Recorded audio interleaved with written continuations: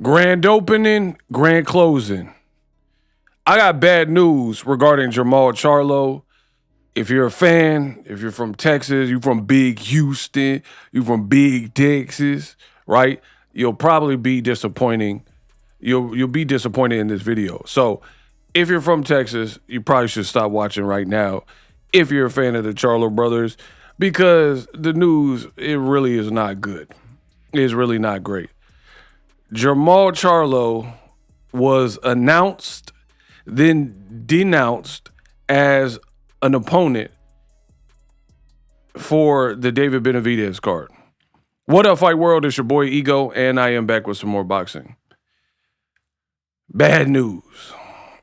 Jermall Charlo was originally announced as an opponent for Armando Resendez, the guy who beat Caleb Plant, in case you're not familiar with his name, because he's kind of like a newer name, new champion.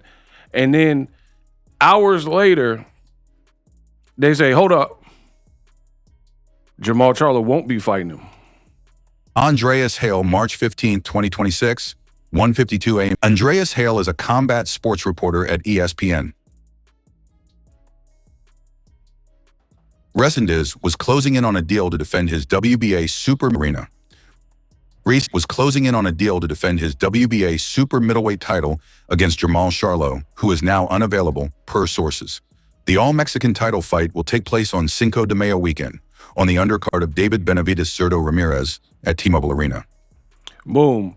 So it looks like Jermall Charlo was thought to be the initial opponent, but now Munguia is the one that will fill those shoes on the David Benavidez versus Gilberto Zurdo Ramirez fight card. And just bad news for Charlo, because we've heard about Charlo and Plant. Charlo and Plant were featured in the main event and co-main event as a way to create hype and give them tune-up bouts for an expected showdown that was in the works. But then Caleb ends up losing and getting upset by Resendez. And we were hearing rumblings that Charlo could end up fighting Caleb Plant. Then they said he was going to fight Resendez. Reports came out saying that, hey, it might be Resendez. And then now he's fighting nobody, and we don't know what's up with him. So we know Charlo has battled mental health issues. I'm not here to speculate as far as what the cause is. I don't really know. But as it's being reported from Dan Rayfield and others, right, he's saying that unavailable equals Charlo is unreliable that he would show up, meaning he has pretty much too much baggage. And as a Icy's tripping, bro. Why he put the Will Smith Tootsie Roll? This threw me off. My boy Icy threw me off. Like, he didn't need to put this. I know Icy from Texas. This threw me off. I'm trying to do a show and the boy Icy putting the Will Smith.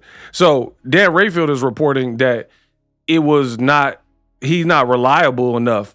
And you don't want to build this whole card with Benavidez and Ramirez, which is already a banger fight, you dig? And then the co-main would have been Jermall Charlo versus Resendez title fight. And then he don't show up, or mental health, or he not ready. So behind the scenes, they might know something that we don't know, because why would they just pull the plug on it? And Dan Rayfield said, not so fast, this is wrong. Resendez is going to defend his title on his card versus Jaime Munguia. Per source, the deal literally wrapped up today. So clearly, and it's being reported by ESPN, clearly there's something going on with Jermall Charlo where they believe that he will not be reliable enough to count on to be firm, ready to fight, make weight by Cinco de Mayo weekend for this big card, so they rather not chance it.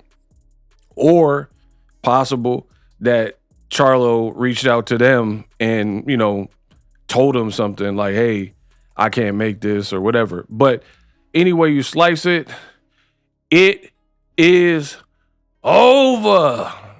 So real bad news for the sport of boxing. And I like Charlo. What did Kanye West say? I like Gaga. But what the fuck does she know about cameras? I like some of the Gaga songs. I like the Charlo brothers. Pause. But at this point, I don't even know.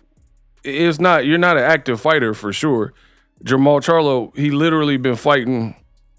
I get it. You had demons or trouble in paradise at the house or relationships or wifey or whatever. But you fought in May of last year versus a super tune-up Cornflake Lamana, a guy that Edeslani Lara blazed and knocked out. And then 2 years before that, you fought Benavidez at a catchweight, right? And Benavidez really started at like 140, right? Terrence Crawford knocked him out. You didn't knock him out. And then before that, it was 2 years before that. So it's been very spotty for really both of the Charlo brothers. Jermall ain't fought since the Canelo fight. And now you have pretty much 3 fights for Jermall Charlo since 2021 to now. And then your name gets involved. And that would have been a dangerous fight because Resendiz can fight. He a scrapper. You seen the Caleb Plant fight. But to go from like how heralded Jermall Charlo was to this, like he beat Derevyanchenko better than Golovkin. Hell no, guys. Hey, big drama show, guys. It's nothing. The punch is nothing, right? Golovkin got hurt by Derevyanchenko. So I think Charlo at his best is a terrific fighter. But at the end of the day, your outside the ring stuff has affected your inside the ring stuff. And now you're just inactive. You know what I mean? So I don't know what's up with Charlo, but definitely disappointing news because I like him. I think he has one of the best jabs in the business, but for whatever reason, you can't be counted on to fight, or at least right now. Let me know what you think. Drop your thoughts in the comment section, but now it's an all-Mexican card pretty much. You got a Mexican-American, Ecuadorian, David Benavidez, a guy who hails from Mexico, and Zurdo Ramirez, and then now you got Munguia and Resendiz, Mexican-American versus Mexican. So I'm not mad at it. It actually is a great save by PBC because it makes sense given the Cinco de Mayo, but disappointing just because most of us want to see Charlo come back, and it was an opportunity at a title. Live streaming can be tough, which is why I use StreamYard. Click the link in the description for StreamYard, which is an awesome tool that enables you to set up your stream with ease of use. Get great results with live streaming. It's what I use. Stream to social media with ease with StreamYard. Live streaming is here to stay. Engage with your audience using StreamYard. Great way to reach out to your audience and connect. So you need a tool that can do that.